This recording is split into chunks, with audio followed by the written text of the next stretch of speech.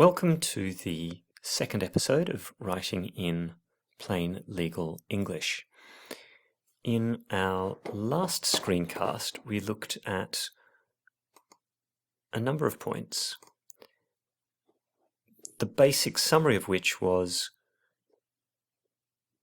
your goal in writing anything is communication. Something that is not read by another person isn't a meaningful piece of writing, and therefore you always need to have your reader in mind, and you should be aiming to make your reader's job easy, regardless of whether you're writing a professional letter in a business context or an exam paper. And the basic principles we went over were the idea that is a shorter sentence is easier to read than a long sentence, that plain short words are easier to understand than long words, and that signposting, use of topic or introductory sentences to each paragraph, and clear headings throughout your document are going to allow your reader to follow where you're going. So at all points, they know why they're reading what they're reading, how they got to this point, and where they're going next. As they say in public speaking, you should always tell them what you're going to tell them, that's your introduction, tell them, that's the body, and tell them what you've told them. That's kind of the conclusion to any paragraph or document as a whole. I noted that a lot of the ideas I was going to be dealing with are dealt with in more detail in Garner's Writing in Plain Legal English. I'll be dealing with about 18 principles. He deals with about 50, although he writes in a context that's very much directed towards business learning. All right, so what are our guiding principles? These are the first three I want to talk about. First one is have something to say and think it through. Always plan your writing projects. You should never start any piece of writing by just writing. You should always think in terms of what am I trying to communicate and who am I trying to communicate to. So plan your project. The easiest version of a plan is probably the classic essay plan that you might do in an exam. So brainstorm all the points you might mention, try and organize them into a logical order. So that's generally a sort of linear plan. You're coming up with the headings that you might later use in your document. You can also think about experimenting with non-linear ways of planning, where you try and map ideas.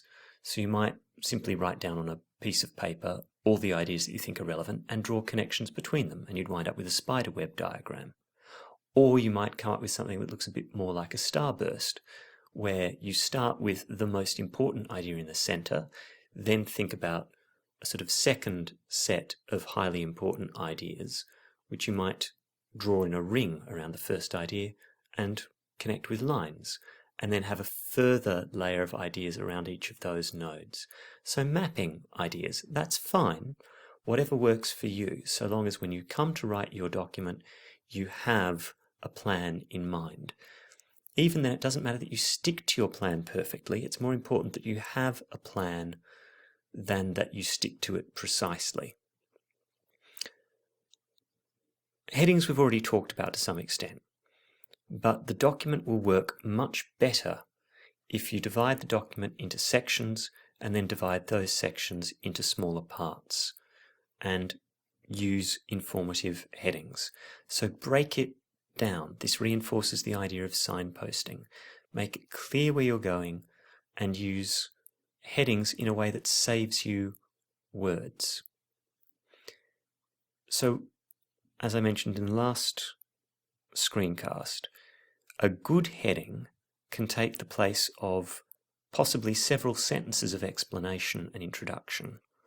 So a simple, short, informative heading can be extremely useful.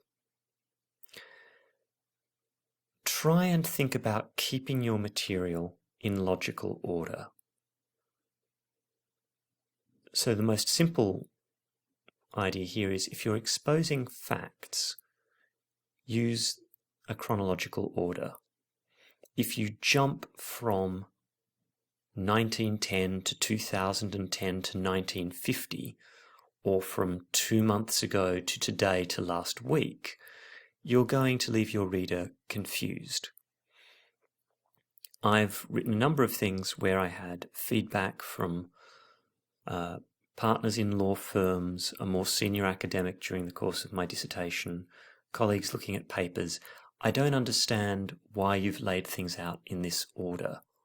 Sometimes you might use reverse chronological order. You might start with the most recent event and move backwards, but generally people find it easy to follow a clear beginning, middle, and end.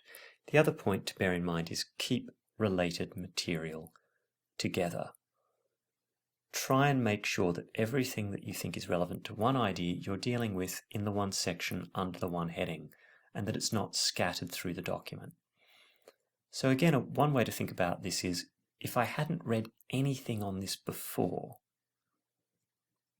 what would I need to know first? What's my reader going to be looking for?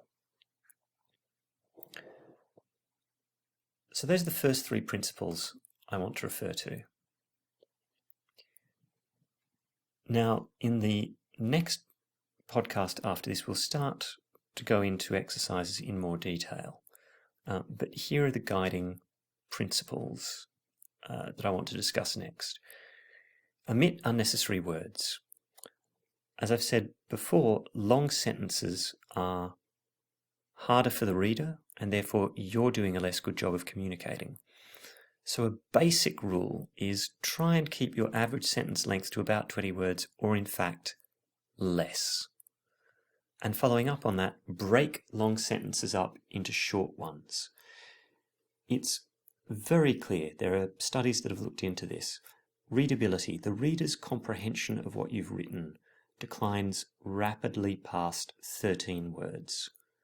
And by the time you've got a 70-word sentence, you're dealing with something that's simply unreadable. No one's going to follow it.